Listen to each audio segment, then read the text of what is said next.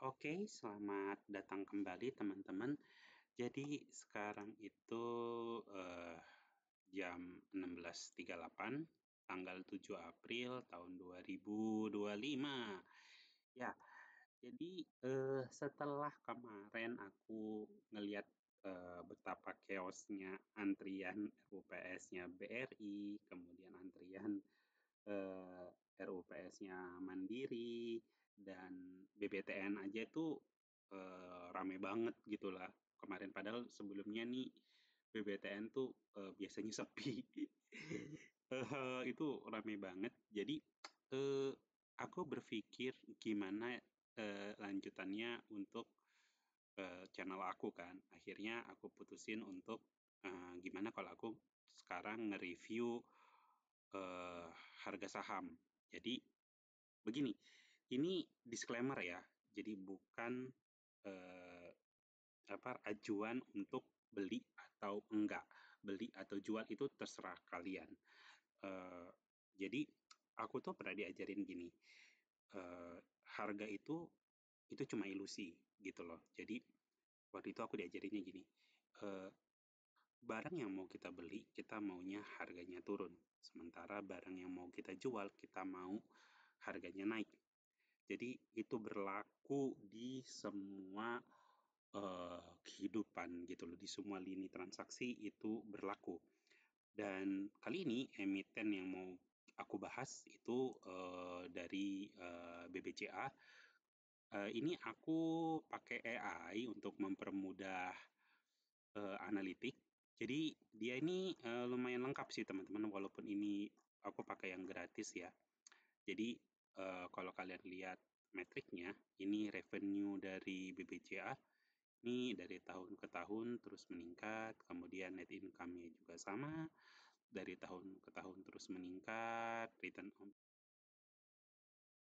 juga dari tahun ke tahun terus meningkat. Jadi secara fundamental ini bagus banget. Kemudian kalau kita lihat eh, apa nih namanya data lainnya, kapitalisasi pasarnya BBCA ini di atas 1.000 triliun, gede banget. Kemudian arus kas bebasnya ini 13%, 13,56%. Ini bagus karena dari 10 sampai 20% itu yang bagus teman-teman. Kemudian dividen per sahamnya ini 300, berarti kalau satu lot itu kalian dapat sekitar 30 ribuan.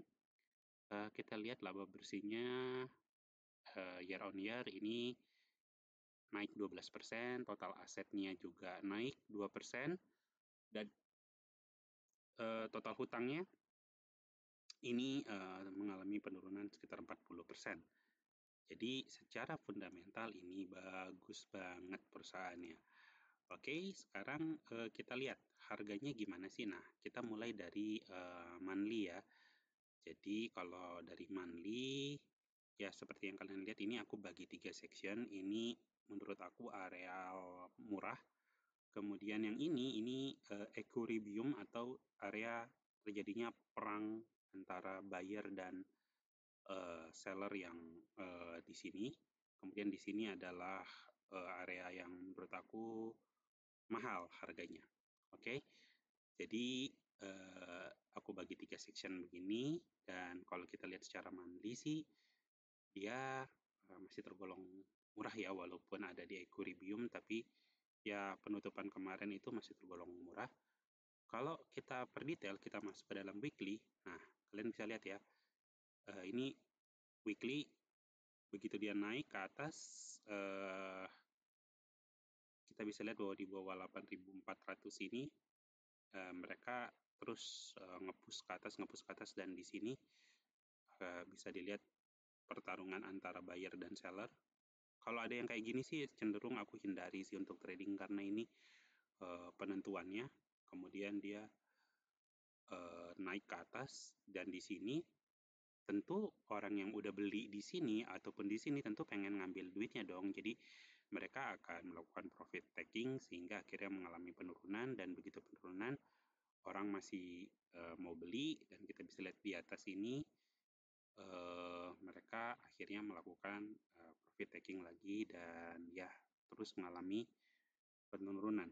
Jadi ingat teman-teman bahwa walaupun perusahaan itu bagus, tapi kan sebagai investor kadang kita juga pengen dong beli beli barang dengan harga yang jauh lebih murah. Jadi salah satu caranya adalah maksudnya beli saham dengan harga yang lebih murah. Jadi salah satu caranya adalah dengan jual saham lu sehingga nge-push harga turun baru orang akan beli lagi. Terus yang paling penting adalah skenario kedepannya gimana. Nah ini kita harus masuk ke daily. Nah kalau di daily kita bisa lihat ya seperti yang aku bilang di zona equilibrium ini atau perang badarnya ini kita lihat di sini sangat detail sekali bahwa terjadi pertempuran di sini antara buyer dan seller ini apa namanya sideways-nya nih panjang banget. Kalian bisa lihat dari bulan Maret tahun 2003 sampai akhir Desember tahun 2003. Jadi sideways-nya banyak banget sehingga sebelum akhirnya dimenangkan oleh buyer untuk nge-push BBCA ke atas 10 ribuan. Terus turun seperti yang aku bilang mereka akan ngambil profit taking dan ya sampai di atas terus turun lagi ke bawah untuk ngincar harga yang lebih murah. Nah, ini gimana selanjutnya? Nah, ini aku akan perdetail.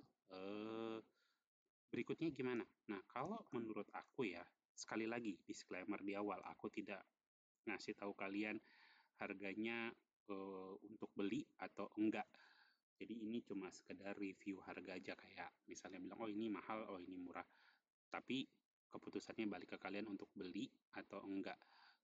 Menurut aku harga yang apa namanya yang akan kejadian ya mana nih arrow sebentar aku cari tombol arrow tanda panah sebentar kok hilang jadi aku udah siapin ya ini aja deh pakai ini. Nah kalau menurut aku pribadi ya eh, seller akan seller akan ngetes area 7.000. Kalau gini, kalau gua jadi bandarnya, yang gua lakuin adalah kita akan ngetes sampai di area ini, area 7 ribuan. Terus kalau iseng pengen pengen ngecek ombak aja ya. Ini skenario 1 ya, teman-teman. Jadi eh, skenario 1 tuh akan ngetes ke 7 ribuan, kemudian dia akan naik ke atas ke arah ke atas udah akan selesai gitu loh. Jadi terus naik ke atas bahkan bisa tembus balik ke harga sebelumnya, itu skenario 1. Terus kalau skenario 2 ini yang berita buruknya, dia akan tembus ke sini. Nih aku akan kasih warna yang beda. Dia akan menembus si 7.000. Baru dia ini akan menimbulkan kepanikan teman-teman. Jadi begitu dia tembus ke sini, ini naiknya akan bahkan bisa lebih tinggi lagi gitu loh. Bakal benar-benar bisa balik ke atas. Jadi ini titik di mana orang bandar akan beli banyak karena akan terlihat kepanikan. Tapi, nah ini skenario nomor 3, kalau misalkan terjadi hal paling buruk ya, yang kita harap tidak terjadi, ini dia akan 6.000 dan sebentar di weekly bisa kelihatan nggak ya? Ya, jadi ke 6.000 dan ini akan nimbulin kepanikan massal. Dan kalau ini tembus, ini 6.500 tembus ini, dia akan ke sini dan mungkin akan ada sideways di sini yang lama banget sebelum akhirnya naik. Itu skenario nomor 3. Nah, skenario yang kita semua harapkan adalah dia ini pembukaan berikutnya dia akan naik melewati ini kan udah ada warnanya. Nah, dia akan naik ngelewatin 8.800. Ini kalau dia ke lewatin 8.800, aku bisa bilang ini akan confirm dia akan naik kembali ke 10.000. Tapi bisa aja dia, karena kan ada efek dari buyback kemarin ya, buyback saham, bisa aja dia naik ke atas ini. Ini ya, aku skenario berikutnya, dia akan naik ke atas ini.